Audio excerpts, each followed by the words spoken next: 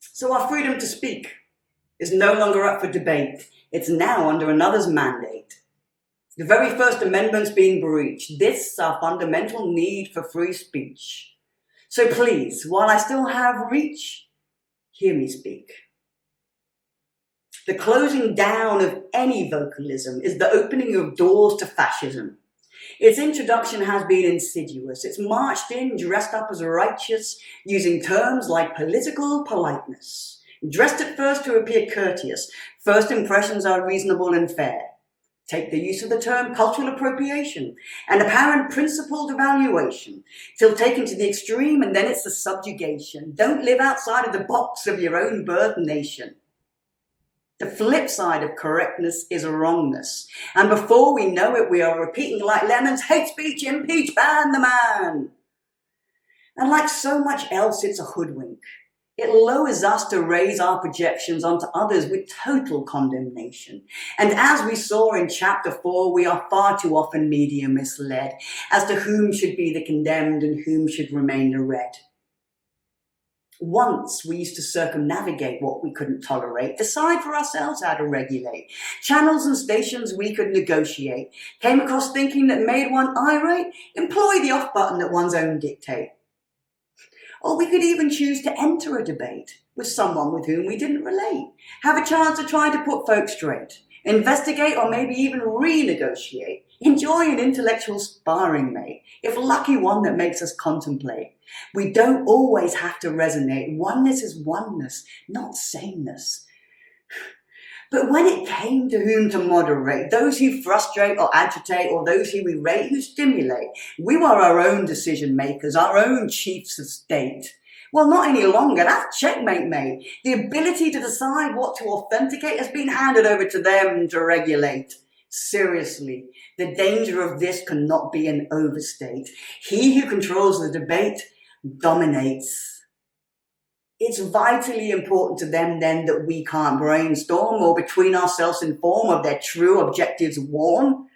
Hence the importance of creating a media shitstorm around a certain recent Twitter storm, manipulating opinion in its crudest form in order to further their agenda, to retrieve and transform their objective of legitimizing censorship as an approved norm. Creating a war on our free internet, where for over a decade we've held unique space to investigate, inform, our own freedom to record and report, our use smartphones to image record, where our own news could hold court, where injustices were more easily explored. Facebook and the rest are bulletin boards. Isn't that how Twitter got folk on board? Sold themselves on billboards as the people's new media dashboard? Internet, our own goddamn media arm, for highlighting bullshit and for raising alarms. Well, they can't have that. What, journalism freeform? So they came for us via the tech and the .com platforms. Manufacturing need for censorship, turning us against our own freedoms like a well-practiced art form. The last thing they want is us united and us informed. Remember 2019? The people gathered together formed, from Paris to Hong Kong, the streets swarmed. From Chile and Sudan, united for reform, in global protest for a needed new dawn. Uproar at impossible price is now the norm, shouting out that fair living returns are not just for the 1%, but for all human life forms. And where are we all now? Funny that. Comic timing or manufactured designing?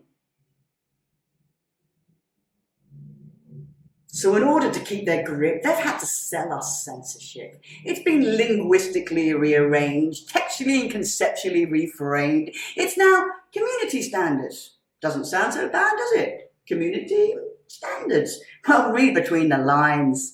Critical headlines for sure are sidelined. In Google search options way down the line, the first line of attack was shadow banning. Tampering by such methods they at least try to hide. Semi-respectful attempts at least to remain disguised. Yet end result, our ability to access and research undermined. Next, truth speakers on YouTube became demonetized. It's corporate middlemen who draw these lines. and our access to information gets more and more confined. Tech giant handlers self-appointed as our commanders, those lurking behind the scenes, CIA and certain bloodlines. And now it's not even hidden. Open censorship now a baseline, from ghost and shadow ban to plain banned. That's fully unplugged. Dissenters deplatformed. Having manufactured public consent just as they designed, by having the discourse around us redefined, the majority of people are now of sane mind. To the fake security needs and forgotten freedoms now resigned. They've got so cocky now, there's no reasons for banning even outlined. Just silence and erase however they feel so inclined. Their media's truth deciding but never telling frontline. Erasing whatever narrative isn't fitting their storyline. In short, inconvenient truths don't fit their guidelines. To their standards, truth and criticism is a violation. And those who speak it must meet their terms for annihilation. It's book-burning textile, as simple as dangerous as Control-Alt-Delete. Oh, but if I had a platform and I didn't like, oh, here we bloody go. Please get on one's bike. I've heard this one before. This commentary is naive. Is that really what one believes? Read in the Guardian headline, I do conceive. How one must position themselves slipped up their sleeve. Repetition of their rhetoric, critical thinking squeezed. Hello, gone on leave. They can so easily conceive suppression of information, control of what you read, what you can see, but also what you can't see. Disable the comments on YouTube so one's blind to the awakening tide. Yep, that is truly what they fear, the opening of hearts and of minds. They don't want one to turn a blind eye, they want one blind. It's an information war. Control of it is control of all. So they just take out the enemy, close down their channel, and public thinking stays funneled. It's a very simple solution. If you can't win the argument, then you shut down the debate. Kill the story, erase it, clear the slate. We could consider it childish. Yes, and they will dress it as hate speech or as dangerous talk, claim it's inciting violence. And all this from warmongers. They might own the patter, but it's violence they walk, and I think this irony matters. What to think, how to think, what not to think, and we think our thoughts are ours. No need to waste time computing what is real and what is not. They brought in the fact checkers to do that for us. Snoops debunked it, investigative brick end. Time is saved, freedoms are lost. Fact checking done for everyone, but no one checking the fact checker and who funds them. You've got to read deeper than the headline. Thought crime now in real time. They've now given us a NEWSGUARD. I'm telling one, better soon get wise. Because with this fucking dodgy light, it's all done and dusted. Any free journalistic enterprise.